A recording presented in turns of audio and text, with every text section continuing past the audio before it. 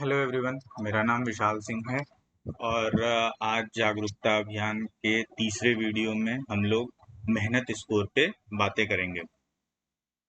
तो जैसा कि पहले भी बताया हुआ है कि मेहनत स्कोर कैसे बनता है, तो अपन मेहनत स्कोर में दो चीज़ें देखते हैं कि आपने कितनी देर जिम्मेदारी क्यूसी एक्सेप्ट करके आउटलेट पे काम किया है और आपने कितनी देर पीओ बनाया है। बेसिकली एक आउटलेट पे ये बड़े कामों में से सबसे दो इम्पॉर्टेंट काम होने हैं कि एक तो ऑर्डर बनाना, दूसरा पीओ बनाना। इसके अलावा भी कुछ कुछ काम होते हैं, लेकिन बड़े कामों में यही है।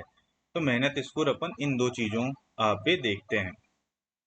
फिर अपन बात करें कि मेहनत स्कोर का इम्पोर्टेंस क्या है। तो इसमें तो अपन वैसे समझ सकते हैं कि चेक इन, जो आपका चेक इन ड्यूरेशन होता है, उससे एक मोटा मोटा आइडिया लगता है कि आप आउटलेट में कितने देर प्रेजेंट रहे और उसके बेसिस से आपका फाइनली अटेंडेंस वगैरह भी लगता है। लेकिन कई केसेस में ऐसा होता है कि लोग चेक इन तो रहते हैं, बट चेक इन करके वो स्टाफ रूम पे चले गए, चेक इन करके वो टाइम वेस्ट कर रहे हैं, आउटलेट में कुछ काम नहीं कर रहे हैं।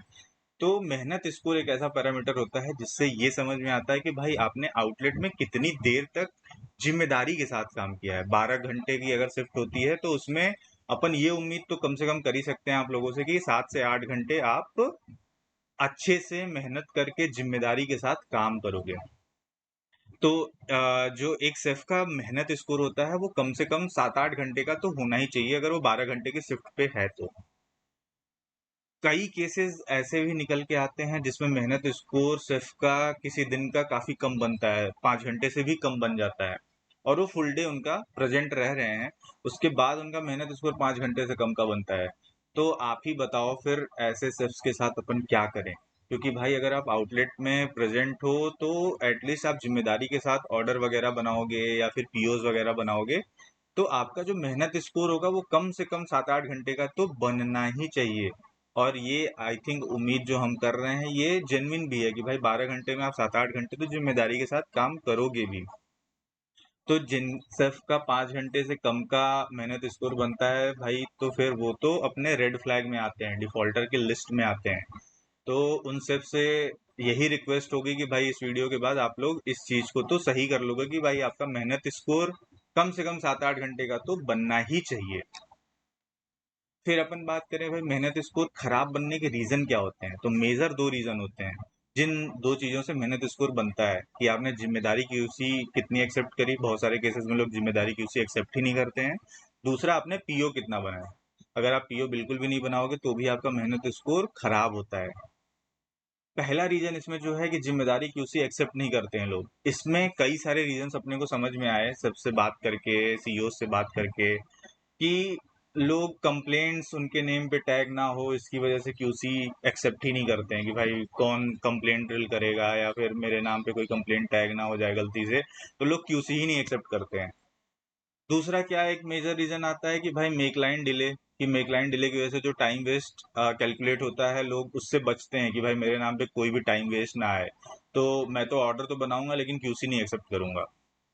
तीसरी क्या चीज समझ में आती है कि भाई प्रोडक्ट की फोटोज नहीं सबमिट करना चाहते हैं लोग, कि मील की फोटोज या फिर पराठे की फोटोज या फिर पिज्जा की फोटोज, इससे बचने की कोशिश करते हैं लोग कि भाई अगर इसमें कहीं बैड या रेड अलर्ट हुआ या फिर फोटो सबमिट नहीं हुआ तो मेरा नाम ना आ जाए।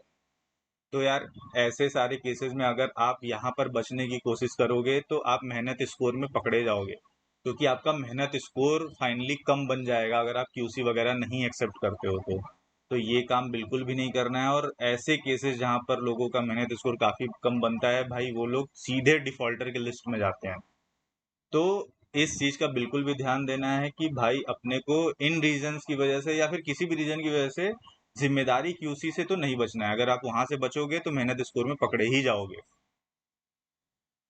फिर अपन बात करें मेहनत स्कोर खराब अगर किसी का बनता है, जो अपन बात कर रहे थे कि 5 घंटे से कम बनता है या फिर 7-8 घंटे कम से कम नहीं बनता है, तो उस केस में नुकसान क्या होता है। तो आप ऐसे समझो कि अगर आप फुल डे प्रेजेंट हो 12 घंटे, और अपन बात करते हैं कि भाई कम से कम 8 घंटे 7-8 घंटे तो आपकी जिम्मेदारी क्यूसी बननी ही चाहिए।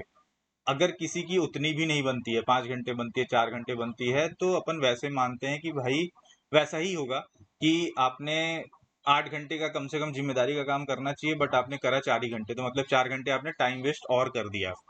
तो वो फाइनली वो जो 4 घंटे का टाइम वेस्ट होता है वो आपके चेक इन ड्यूरेशन से हट जाता है। और इसके बाद फिर इसका आपका अटेंडेंस लगता है, फाइनल जो चेक इन ड्यूरेशन आता है उसके बेसिस पे अटेंडेंस लगता है, तो फाइनली इसके बेसिस पे अटेंडेंस पे डायरेक्टली असर पड़ता है। तो ये काम बिल्कुल भी नहीं करना है। मेहनत स्कोर पे एकदम ऑन टॉप रहना है कि भाई अगर आप कर रहे हो काम तो आप बताओ ना कि हाँ मैंने इस चीज की जिम्मेदारी ली है। अगर इसमें कुछ भी ऊपर नीचे होता है आप मेरे से आके पूछिए। तो इतना तो आपके अंदर होनी ही चाहिए भाई कि मर्दानगी की, भाई आप सामने से आके बोलो कि भाई हाँ इस मेक लाइन की जिम्मेदारी मैंने ली है। उसमें बचना किस बात का होता है।